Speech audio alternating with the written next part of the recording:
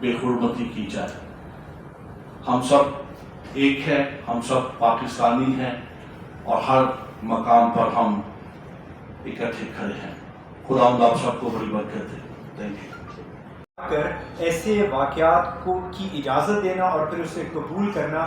हम समझते हैं किसी भी तौर से पाकिस्तान में बसने वाले मसीहों के लिए नाकाबिले कबूल है। हम बहैसियत मसीही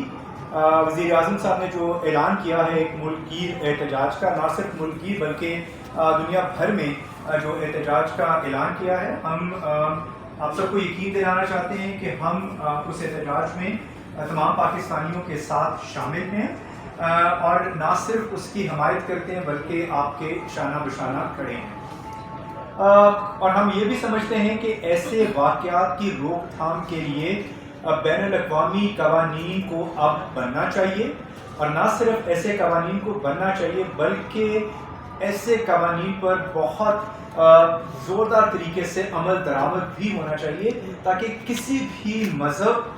किसी मजहबी रहनुमा या किसी भी मजहबी किताब की बेहुरमती ना की जा सके। यहाँ पर मैं एक और यकीन भी दिलाना चाहता हूँ अपने तमाम पाकिस्तानियों को कि पाकिस्तान के मसीही पाकिस्तान के अंदर भी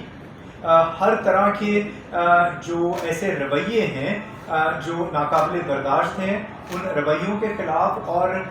मज़ाहिब के दरमियान एहतराम, रवादारी और बर्दाश्त के जो रवैये हैं उनको फ़रोग़ देने के लिए हम लोग ना सिर्फ हर वक्त दस्तयाब हैं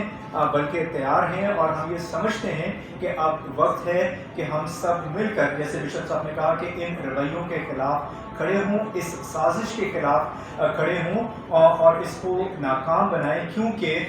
इसको नाकाम बनाने में ही हमारी आइंदा आने वाली नस्लों के लिए कुछ है, वरना शायद हम अपने आइंदा आने वाली नस्लों को कुछ ना दे सकें।